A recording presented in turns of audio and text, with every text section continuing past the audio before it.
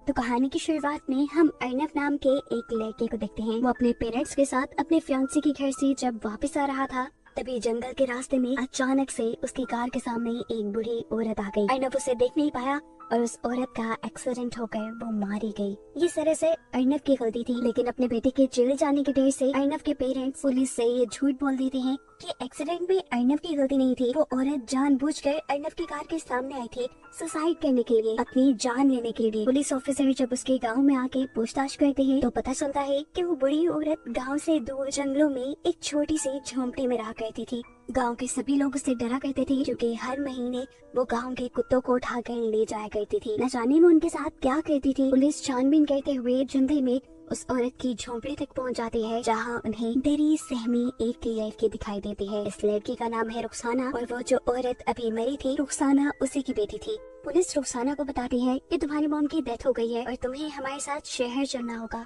अजीब बात ये थी कि इस टाइम हम रुखसाना के मुंह पे कोई परेशानी, कोई दुख नहीं देख रहे थे, ऐसे जैसे उसे अपनी मॉम की मौत से कोई फर्क ही ना पड़ा हो। वो अर्नव और पुलिस के साथ शहर आ जाती है। सीन कट होकर हमें मुर्दा घर में एक आदमी को दिखाया जाता है। वो जब पोस्टमार्टम के बाद इस बूढ़ी औरत को दफन कर रहा था, तो तब उसे उस औरत के हाथ पे एक अजीबोगरीब निशान नजर आता है। जिस निशान को देखते ही वो डर गया। उसने फौरन बांग्लादेश में एक आदमी को कॉल मिलाई, जिसका नाम था प्रोफेसर कासिम अली। यह आदमी कासिम अली को बताता है कि उसने एक मरी हुई औरत के हाथ पे औलाद चक्र का निशान देखा है। ये बात सुनते ही कहानी एकदम से फ्लैशबैक में चली जाती है और हमें कासिम अली के पुराने दिन दिखाए जाते हैं, जब कासिम अली क़यामत आंदोलन नामी एक मुहिम का हिस्सा थे। इस मुहिम के दौरान कासिम अली हर उस औरत को मार दिया करते थे जिसके हाथ पे औलाद शुक्र का निशान होता था। ऐसे ही एक दिन जब कासिम अली एक औरत को मारने लगते हैं, तो वो औरत कासिम अली की आंख में अगरबत्ती घुसाकर वहाँ से भाग जाते हैं। उस वक्त वो औरत प्रेग्नेंट थी। इस सारी कहानी को बताने का मकसद ये है कि वो औरत जिसे अभी मारा गया, वो कोई और नहीं बल्कि वही औरत थी जो कासिम अली की आंख पर हमला करके भाग गई थी, जिसका पता अब कई सालों बाद कासिम अली को चला था। यहाँ प्रेजेंट टाइम में हम देखते हैं कि जब रुखसाना पुलिस से बात कर रही थी तो वो काफी डिस्टर्ब थी। उसने पुलिस से कहा कि उसे अगरबत्ती से डर लगता है। इन सारी चीजों के दौरान हम देखते हैं कि वो आदमी जिसने कासिम अली को उसके मॉम के मरने की खबर दी है, वो भी चुपके से उसके ऊपर नजर रखे हुए था। सारी लीगल फॉर्मेलिटीज कंप्लीट होने के बाद अर्नव रुखसाना को उसके जंगल वाले घर में छोड़ने के लिए चला जाता है, जहाँ रुखसाना को रुखसाना की मरी हुई माँ के एलियंस आते हैं, जो रुखसाना को अपने पास बुला रही थी। यही अब इसी झोंपड़ी में रुखसाना को किसी के जोर जोर से सांस लेने की आवाजें आने लगती हैं, जिससे डर कर रुखसाना वहाँ से भाग जाती है। अगले दिन दिखाया जाता है कि कासिम अली अपने कुछ लोगों के साथ रुखसाना को उसकी झोंपड़ी में पकड़ने के लिए आए थे, लेकिन रुखसाना तो उनके आने से पहले ही भाग चुकी थी। यहाँ कासिम अली को रुखसाना का एक बाल मिलता है, जिसे वो अपने पास संभाल कर रख लेते हैं। हम देखते हैं कि रुखसाना भाग भाग कर अर्नव के घर आ चुकी थी। वो बहुत ज्यादा डरी हुई थी। उसने काफी सारा टाइम अर्नव के बेड के नीचे गुजारा। एकदम से अर्नव की भी नजर उसके ऊपर पड़ जाती है और अर्नव उसे यहाँ देखकर परेशान हो जाता है। उससे पूछता है, तुम यहाँ कैसे आई? जिसके जवाब में रुखसाना कहती है कि कुछ बुरे लोग उसके पीछे पड़े हुए थे, जिनसे जान बचाकर उसे भागकर यहाँ आना पड़ा। रुखसाना बताती है, मैं उनमें से किसी आदमी को नहीं जानती थी सिवाय एक के। उस आदमी को मैंने अपने बचपन में देखा था। बचपन में भी वो मुझे मारने आया था और मुझे लगता है कि अब भी वो मुझे मारने ही आया है। उसकी मेरे साथ क्या दुश्मनी है मैं ये नहीं जानती। इस आदमी की हमें समझ आ ही गई थी कि वो और कोई नहीं बल्कि प्रोफेसर कासिम अली थे। अब क्योंकि रुखसाना जंगल से यहाँ तक भाग भाग कर आई थी, वो भी नंगे पाँव, इसी वजह से उसके पाँव बुरी तरह जख्मी थे, जिस पर लगाने के लिए अर्नव उसे एक ट्यूब देता है। वो उसे एक रात अपने घर रुकने की इजाजत दे देता है, क्योंकि इस टाइम एक अकेली लड़की का बाहर जाना खतरनाक साबित हो सकता था। लेकिन वो रुखसाना से कहता है कि सुबह होते ही मैं तुम्हें शेल्टर होम छोड़ाऊंगा। सुबह होते ही वो रुखसाना को लेकर शेल्टर होम की तरफ निकल जाता है, लेकिन शेल्टर होम की हालत बहुत बुरी थी। उसमें किसी इंसान का रहना नामुमकिन था। इसलिए अर्नव फैसला करता है कि वो रुखसाना को कुछ और दिन अपने ही घर रखेगा। जितने दिन रुखसाना अर्नव के घर पे थी, हम नोटिस करते हैं कि रुखसाना आम इंसानों से कई मुख्तलिफ है। उसे शहर के तौर तरीके नहीं आते। वो डस्टबिन से खाना निकाल कर खाती है, अजीब व गरीब तरीके से चलती है। लेकिन एक अच्छी बात ये भी थी कि रुखसाना बहुत अच्छी पेंटिंग करती थी। उसके पास हर टाइम एक नेल कटर होता था, जिससे हर रोज वो अपने नेल काटा करती थी, क्योंकि रोज उसके नेल आम इंसानों से कहीं ज्यादा बढ़ जाया करते थे। अर्नव इस चीज से परेशान एक दिन उसका नेल कटर छुपा लेता है और अपने नेल काटने के लिए रुखसाना छुरी का इस्तेमाल करती है, जिसकी वजह से उसके पाँव बुरी तरह जख्मी हो जाते हैं। इसके अलावा अब अर्नव के घर में कुछ अजीब व गरीब चीजें भी होने लगी थी। यानी जैसे ही अर्नव ऑफिस के लिए निकलता था, अर्नव के घर से कुछ अजीबोगरीब आवाजें सुनाई देती थी, जिन आवाजों के बाद रुखसाना का भी चेहरा बदल जाया करता था। उसका चेहरा डरावना हो जाता था। ऐसे ही एक रात में रुखसाना को बहुत जोर से पेट में दर्द होता है। यहाँ अर्नब उसके पास उसकी मदद के लिए आता है, लेकिन वो अर्नब को भी अपने से दूर कर देती है। उसके बाद आधी रात में जब अर्नब सोने के लिए चला गया तो तब हमने देखा कि रुखसाना ने टेरेस में जाकर बिल्डिंग से जंप कर दी। लेकिन इस सब के बावजूद वो मरी नहीं, वो तो जिंदा सलामत ऐसे नीचे थी जैसे कुछ हुआ ही ना हो। और इस बात से हमें मालूम हुआ कि वो कोई आम इंसान नहीं बल्कि एक ऐसे क्रिएचर है जिसके बारे में शायद हम नहीं जानते। वो यहाँ नीचे जाकर सोसाइटी के डॉग के ऊपर हमला कर देती है और बुरे तरीके से किसी वैम्पायर की तरह उसका खून चूसते हुए उसे मार देती है। सीन कट होकर हमें कासिम अली को दिखाया जाता है, जो एक बंधी हुई औरत के पास आई है। कासिम अली ने उसे काफी साल से अपनी कैद में रखा हुआ था। कासिम अली के सामने आते ही इस औरत का चेहरा बिगड़ जाता है, इतना खराब हो जाता है कि देखने के काबिल नहीं रहता, ऐसे जैसे वो कोई भूत हो। कासिम अली इस औरत को एक लड़की का बाल देते हैं और कहते हैं सूंघ के बताओ कि ये अब कहाँ है। ये रुखसाना का बाल था, जिससे सूंघ कर वो औरत प्रोफेसर से कहती है ये तुम्हारे हाथ नहीं लगेगी, उस पे बाहर आई है, अगर तुम फिर भी अपनी कोशिश करना चाहो तो कर लो। ये औरत उसे अर्नब का पता दे देती है, जिसके घर पे आजकल रुखसाना थी। अगले ही दिन प्रोफेसर अपने एक असिस्टेंट के साथ अर्नब की सोसाइटी में पहुंच जाते हैं। वो अर्नब को रोक कर बताते हैं कि तुम्हारे घर पे जो लड़की है वो इंसान नहीं है, वो एक इफरत की यानी एक डेविल की बेटी है। सिर्फ यही नहीं, प्रोफेसर अर्नब को ये भी बताते हैं कि वो लड़की तुम्हारे साथ जरूर इंटीमेट होकर बच्चे पैदा करने की कोशिश करेगी ताकि वो अपनी नस्ल को आगे बढ़ा पाए, लेकिन तुम्हें एहतियात करनी होगी। अर्नब, जिसे इन बातों पे बिल्कुल यकीन नहीं था, वो प्रोफेसर को सिक्योरिटी से कहकर बाहर निकलवा देता है। लेकिन फिर भी ये लोग अर्नब का पीछा नहीं छोड़ते। वो मुर्दाकर वाला आदमी अर्नब का कंटिन्यूस पीछा करने लग जाता है, जिस बात का अर्नब को भी अंदाजा था।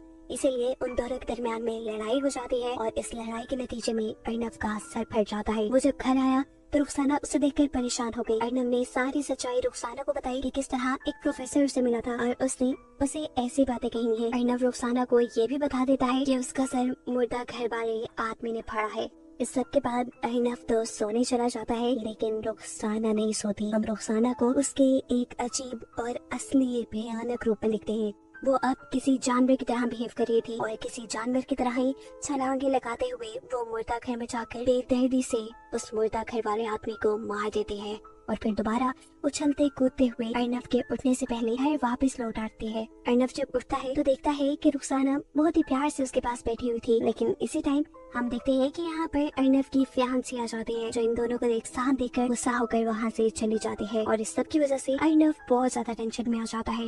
वो रुखसाना को घर से निकल जाने का ऑर्डर दे देता है और गुस्से में रुखसाना उसे एक गला पकड़कर हवा में उठा देती है। रुखसाना जानती थी कि उसने गलत कह दिया, इसीलिए वो बार बार अर्नब से उसकी इस हरकत के लिए माफी मांगती है, लेकिन अर्नब भी अब डर चुका था। रुखसाना का ये बिहेवियर देखकर उसे प्रोफेसर कासिम अली की बातें याद आने लगी थी।